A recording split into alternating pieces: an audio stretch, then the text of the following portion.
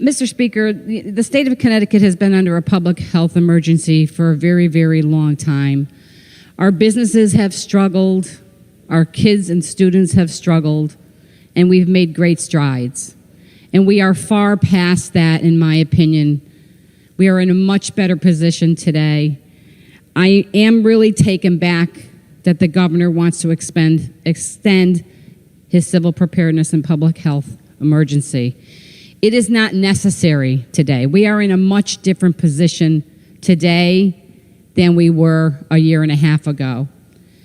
Quite honestly, I find it offensive almost. It's an abuse of power of why we are allowing the governor to take over the duties of the legislature. That's what we were elected to do. That's what our constituents voted on, for us to come in and make decisions. Under this civil preparedness and public health emergency, it gives the governor broad powers to modify laws.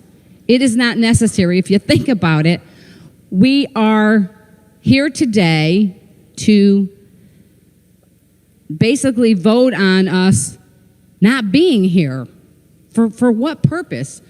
I understand the funding on that, and I do also understand that a lot of states, and let me just name a few if I may, out of the 11 states in the Northeast, let me just kind of give everybody an overview on what's going on. Rhode Island still has a public health emergency. New York does not. New Jersey does not have a public health emergency anymore. Massachusetts does not. Pennsylvania does not. Maryland and Delaware no longer have a public health emergency.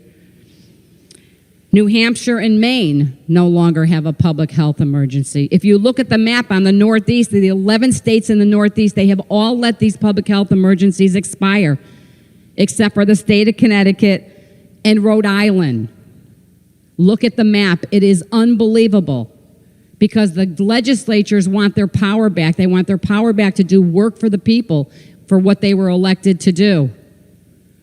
I understand the governor saying that we want to get federal funds. At what expense? Nothing is free. Those federal funds are your tax dollars. They're not just free, they're not just printed and money is handed over. It's your taxpayers' money. At what expense? Our students, our children have suffered enough. And let me just talk a little bit about the mask mandate, if I may. In the governor's letter, he said he wants to continue to have the students wear masks. And that's another reason why he wants to extend this public health emergency. Well, a lot of states have done away with their mask mandates. Let me give you a few. And I'm just talking about the states in the Northeast because we are the Northeast, the 11 states in the Northeast. Rhode Island doesn't have any. New York making it optional for their local boards of education to make their own decisions. New Jersey, same thing.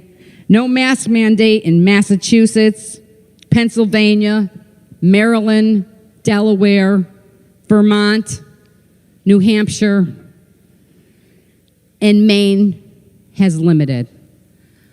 But not the state of Connecticut. It's a power grab. I don't understand why people cannot make their own decisions on whether or not they want to wear a mask or not. That's what this country is all about. It's about freedom. It's about giving people choices. It's about us as a legislature giving the power to the people. But for some reason here, we seem to want to take that power away, and we want all the power. We feel that this basically is saying that we know better than you. We will make those decisions for you. This, in my opinion, is completely unnecessary. The people in the state have had enough. I do understand that the regulations were lifted for businesses and so forth. And certainly I appreciate that, and the people and the businesses do, but they have suffered long enough. Our students, I have been getting inundated with calls from parents. They do not want to send their children to school with masks on. And they should not have to. That should be a choice for a parent to decide. We spent a lot of time in this legislature this year dictating to parents on what's best for their children. And that is wrong. That is not our job. This is a free country. People have free choices to make the choices that they want to make. And we should never, ever take that opportunity away from them.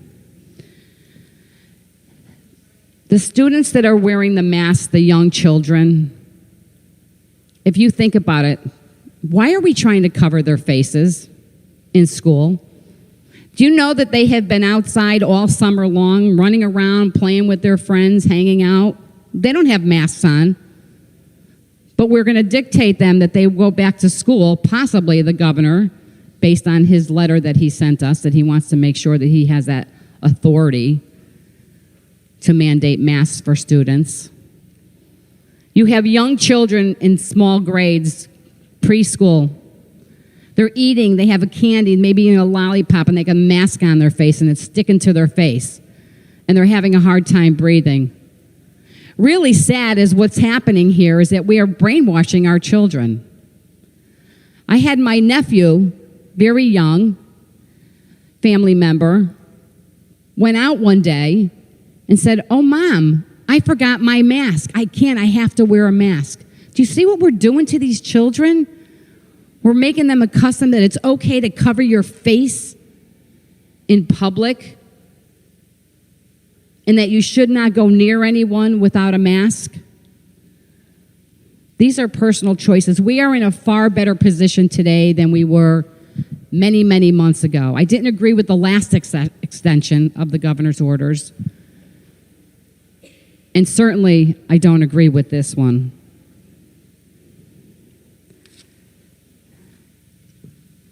Mr. Speaker, Madam Speaker, I appreciate the time. I won't take up too much time. I know there's a lot of other people that want to talk, but I would urge my colleagues to certainly vote against this. And let's give the power back to the people and to the legislature, and let us do the job that we were elected to do. Thank you.